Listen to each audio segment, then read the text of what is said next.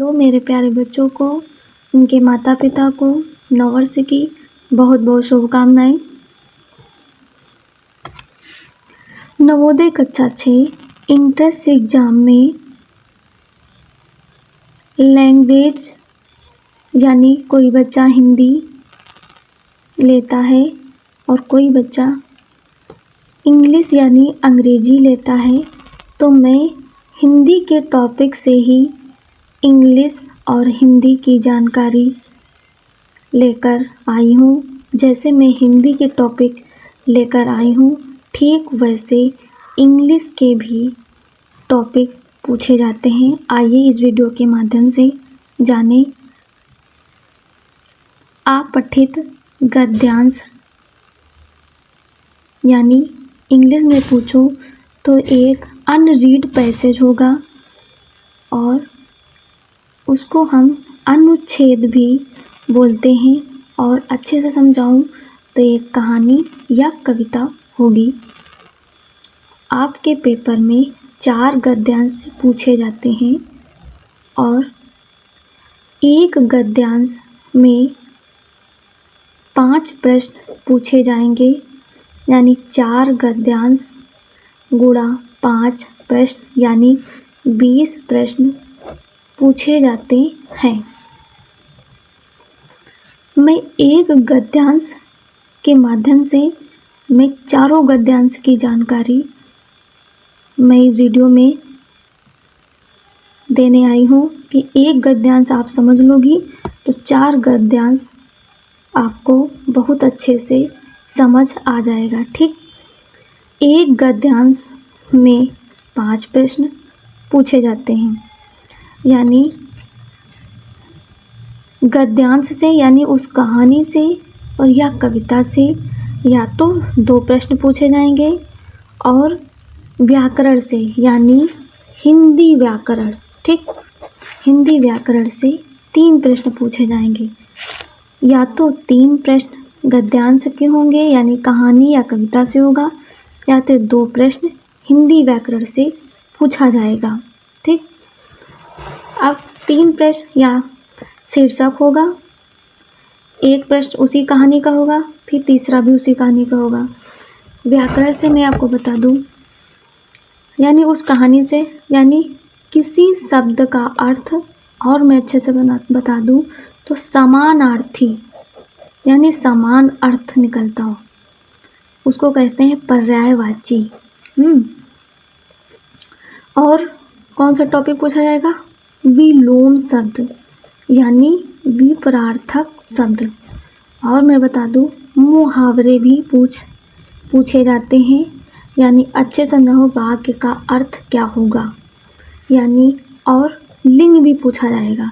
कोई कहानी होगी उसमें कोई शब्द होगा और पूछा जाएगा, कोई कहानी लड़का लड़की औरत आदमी की होगी तो बताओ औरत लिखा होगा और पूछेगा ये स्त्रीलिंग है या पुल्लिंग है, तो औरत क्या है? स्त्रीलिंग। ठीक, और वचन भी पूछा जाएगा, जैसे यह एक पेन है तो बताओ यह एक पेन है, तो एक पेन है तो एक वचन, बहुत सारे पेन है तो बहुवचन। तो वचन से भी प्रश्न पूछे जाएंगे कि एक वचन है या बहुवचन है, और शब्द भेद से भी प्रश्न पूछे जाएंगे। और मैं बता दूं कि व्याकरण से संज्ञा यानी किसी व्यक्ति या वस्तु या स्थान का नाम आए तो उसे क्या कहते हैं? संज्ञा। यानी सुरेश जाता है। ठीक, सुरेश एक व्यक्ति का नाम है तो सुरेश दिया होगा और पूछेगा सुरेश क्या है? ऑप्शन में दिया होगा संज्ञा है, सर्वनाम है, क्रिया है कि विशेषण है। तो सुरेश है क्या? क्या है? सुरेश एक व्यक्ति का नाम है तो क्या है? संज्ञा। तो आपका ए वाला आंसर सही हो जाएगा। और मैं बता दूं कि सर्वनाम भी पूछे जाते हैं, जैसे वह किसानी करता है। ठीक, जब किसी व्यक्ति का नाम ना हो उसकी जगह पे यह, वह, ये, वे शब्द आते हैं तो ये क्या कहलाते हैं? ये सर्वनाम कहलाते हैं। और विशेषण में बता दूँ जिसकी विशेषता बताई जाए, ठीक। यानी सुरेश अच्छा लड़का है। अब अच्छा है, अच्छा के नीचे लाइन खींच देगा, बोलेगा अच्छा क्या है। तो प्रश्न है, उत्तर में कौन से ऑप्शन आएंगे? या तो बोलेगा संज्ञा है, ए नंबर, सर्वनाम है बी, क्रिया है सी, विशेषण है डी। तो आपको क्या बताना चाहिए? विशेषण, यानी अच्छा क्या है? अच्छा क्या है? विशेषण है। यानी सुरेश लड़का है, कैसा है? अच्छा है। तो क्या होगा? इसकी विशेषता बताई जा रही है। ऐसे प्रश्न आएंगे। फिर आपसे पूछा जाएगा कि क्रिया विशेषण भी पूछ सकता है। सुरेश बहुत जल्दी जल्दी काम करता है। तो बहुत जल्दी जल्दी नीचे लाइन खींच देगा और पूछेगा कि ये क्या है।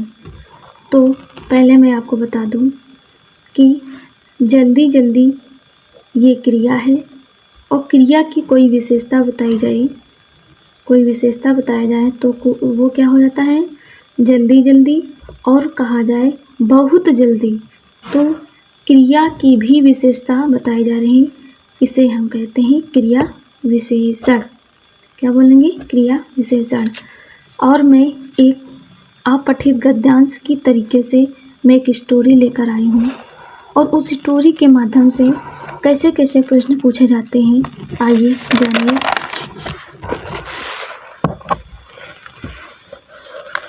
एक आएगा अपठित गद्यांश। इसी तरह आपके पेपर में 4 गद्यांश पूछे जाएंगे। जानिए।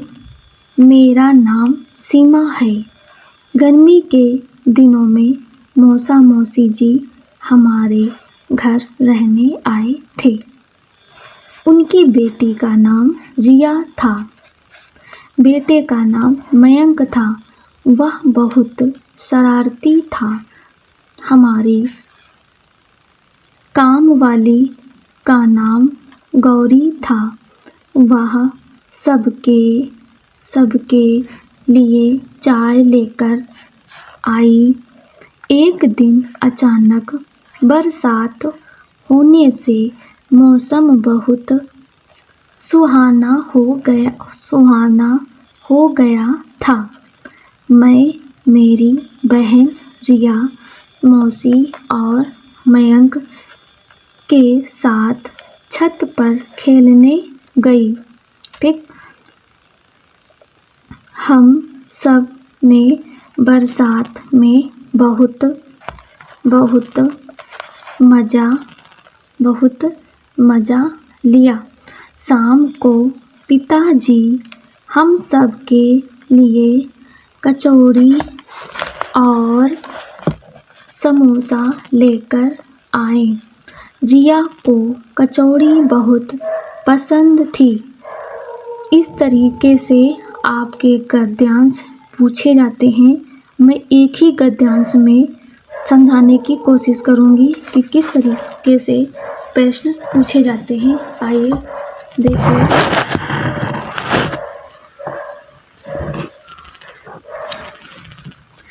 प्रश्न पूछेगा, सबके लिए चाय लेकर कौन आई थी? तो कौन आई थी? तो यहाँ से आप देखोगे कि हमारी, ठीक, यहाँ से देखना हमारी काम वाली का नाम गौरी था। वह सबके लिए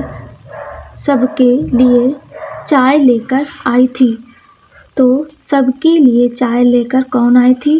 तो ऑप्शन में क्या दिखा रहेगा? Option A Seema, option B Mayank, option C पापा, ऑप्शन डी गौरी। तो काम वाली का नाम क्या था? काम वाली का नाम गौरी था और वह सबके लिए चाय लेकर आई थी। तो कौन लेकर आया था? तो ऑप्शन आएगा डी। ऐसे प्रश्न पूछे जाएंगे। ओके, और देखना प्रश्न, सीमा के घर कौन रहने आया था। प्रश्न पूछेगा सीमा के घर कौन रहने आया था। तो क्या कौन रहने आया था? गर्मी के दिनों में मौसा मौसी जी हमारे घर रहने आए थे। तो यहाँ क्या हो जाएगा? मौसा मौसी, क्या लिखोगे? मौसा और मौसी। ठीक, तो जिस ऑप्शन में मौसा मौसी होगा उस ऑप्शन को आप टिक लगा देना। ठीक, यही आंसर होगा। इस तरीके से प्रश्न पूछे जाते हैं। और पूछेगा कि सीमा के पिताजी क्या लेकर आए। बोलो क्या लेकर आए थे? तो इसी कहानी से देना, शाम को पिताजी हम सब के लिए कचौड़ी और समोसा लेकर आए। क्वेश्चन पूछा सीमा के पिताजी क्या लेकर आए? कचौड़ी, क्या लिखोगी?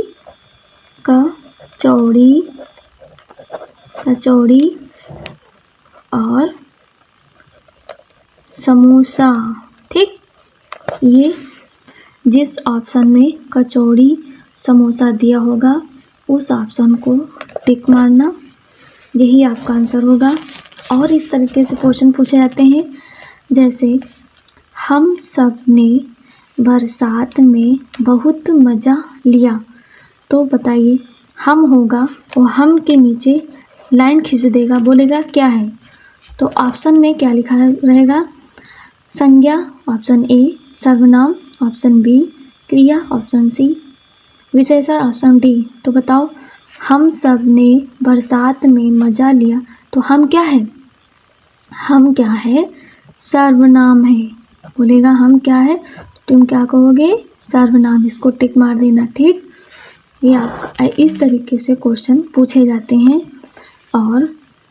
और मैं अब बता दूं कि पसंद का विलोम क्या होता है। यानी कोई शब्द होगा उससे पूछा जाएगा पसंद, पसंद, तो उसका विलोम क्या होगा? क्या होगा? नापसंद। ठीक, और मैं अच्छे से बता दूं तो पूछेगा बेटी का विलोम क्या होता है? बेटा। गर्मी का विलोम क्या होता है? सर्दी। इस तरीके से हिंदी व्याकरण से प्रश्न पूछे जाते हैं, जो उसी गद्यांश में शब्द होते हैं। उसी गद्यांश के आधार पर ही हिंदी व्याकरण से प्रश्न ज़्यादातर पूछे जाते हैं। और गद्यांश से भी 1, 2, 3 प्रश्न पूछे जाएंगे। तो मैं वो जानकारी उन पेरेंट्स को देने आई हूँ जिनके बच्चे अभी 3 और 4 में पढ़ रहे हैं। वो पेरेंट्स अपने बच्चों को हिंदी में ज़्यादा से ज़्यादा ध्यान दें, जिनका विचार नवोदय विद्यालय कक्षा 6 से बच्चों का एडमिशन कराने की इच्छा है। वीडियो आपको पसंद आई हो या आपके लिए यूज़फुल रही हो तो वीडियो को लाइक कीजिए, और नए हो तो सब्सक्राइब कीजिए, ताकि मैं नेक्स्ट वीडियो जब लेकर आऊँ तो और भी जानकारी सही समय पर आपको प्राप्त हो। धन्यवाद।